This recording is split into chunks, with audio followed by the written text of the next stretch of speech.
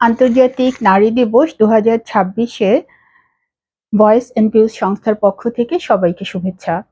আমি voice and views সংস্থার প্রতিষ্ঠাতা সদস্য এবং নির্বাহী পরিচালক হিসেবে কাজ করছি।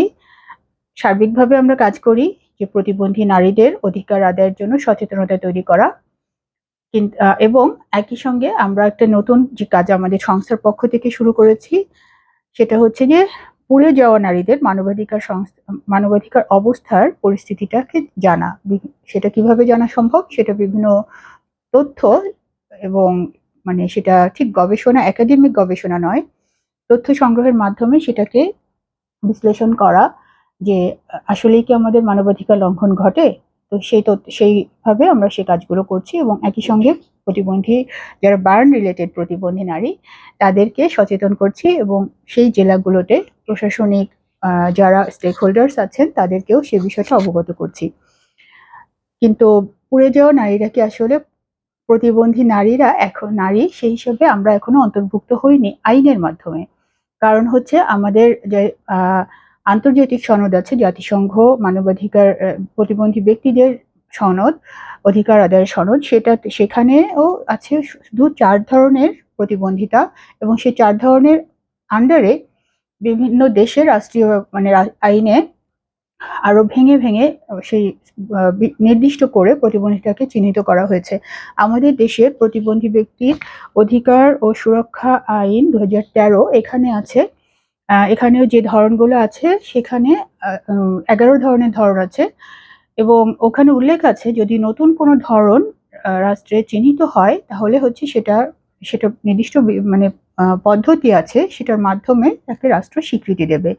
আমরা ভয়েস অ্যান্ড ভিউজ সংস্থার পক্ষ থেকে আমরা চেষ্টা করছি সেই নতুন ধরন বলতে যে যারা পুড়ে যাওয়া নারীরা, তাদের সবার, কিন্তু সাধারণত পুরুষদের ক্ষেত্রে যেটা হয় যে ওই অসুবিধাগুলো অত প্রকট নয়, নারীদের মানবাধিকার লঙ্ঘনটা খুব বেশি মাত্রায় হয়।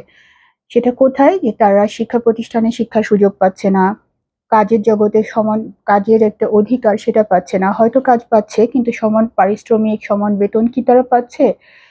আবার পারিবারিক জীবনে প্রতিটা ক্ষেত্রে, পথ চলার ক্ষেত্রে, যানবাহনে চলার ক্ষেত্রে এবং তাদের নিরাপত্তার বিষয়টা, সামাজিক মর্যাদার বিষয়টা, তাদের বিয়ে থেকে শুরু করে সমস্ত সামাজিক যে পরিচয়টা, জীবনটা উপভোগ করা, সেখানে তারা একজন অপ্রতিবন্ধী নারীর সমান মর্যাদা এই সমাজটাতে পাচ্ছেন কিনা সেটা আমরা আমাদের এই সংস্থার পক্ষ থেকে কাজ শুরু করেছি। এবং এটা কিন্তু খুবই, আমরা বলবো যে আনন্দের সাথে জানাই যে সারা বিশ্বে কোথাও কোনো সংস্থা কোনো পুড়ে যাওয়া নারীদের অথবা ব্যক্তিদের অধিকারের জন্য কাজ করছে না। আমরা ভয়েস অ্যান্ড ভিউজ সংস্থার পক্ষ থেকে সেই কাজটা প্রথম করছি সারা বিশ্বে। কাজেই যেদিন আমাদের আমরা এই ব্যক্তিদের অন্তর্ভুক্ত করতে পারবো, যে সেদিন অন্তর্ভুক্ত আমরা করেছি, কিন্তু আইনের মাধ্যমে তারা আমাদের ধরনটা নির্ধারিত হবে, সেদিন আসলে সেটা আমাদের পুরো দেশের জন্য একটা অর্জন হবে। যা আমাদের বাংলাদেশ থেকে এই সংস্থাটার উদ্যোগে প্রথম আমরা এই কাজটাকে অন্তর্ভুক্ত করেছি। কেন প্রয়োজন? কারণ আমরা তো এসডিজি যেটা, যে সাস্টেনেবল ডেভেলপমেন্ট গোলস, এটা অর্জনের জন্য আমরা প্রতিজ্ঞাবদ্ধ। রাষ্ট্রীয়ভাবে কিছু